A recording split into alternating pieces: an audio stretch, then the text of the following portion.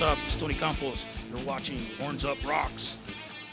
Tony Campos, bienvenido a Los Angeles. Hey, ¿qué onda, güey? How are you, brother? Órale, good, doing good. I was talking to Wayne before, and he told me that, obviously you're a very busy man. So many projects out there, but Static X eventually will come back?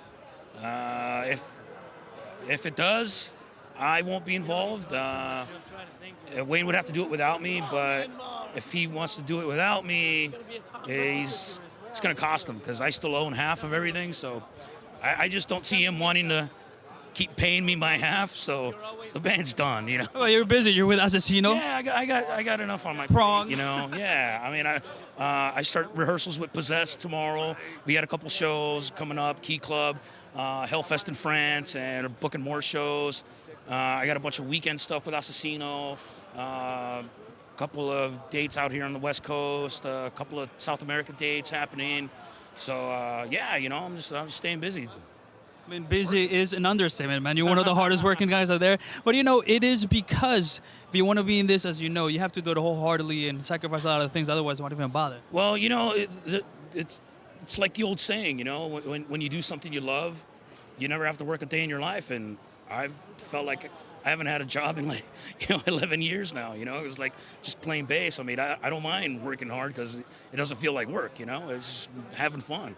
You like touring? You like seeing different places around the world? Does it ever get tiring? No, man. I mean, yeah. Like if you're out there for like 2 months at a time, yeah. Eventually you want to get home. I mean, I end up missing my dogs, But after like I'm home for like a couple of weeks, I'm like, all right, when's the next one, So.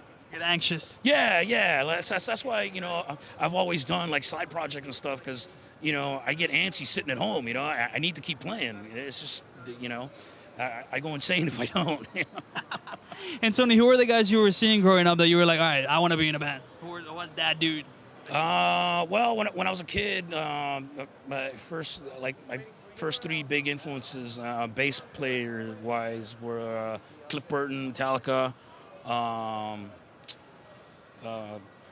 Rob Nicholson from Cryptic Slaughter, now who's better known now as Blasco.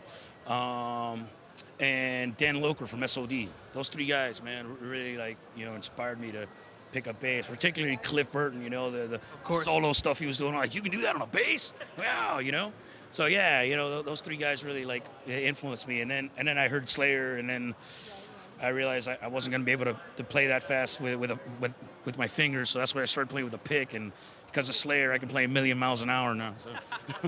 Thanks to Slayer. Yeah. And let me tell you, Tony, the last question of the day. Why do you think, it's turning stone when we have everybody here in the house, what do you think heavy music is doing so well right now?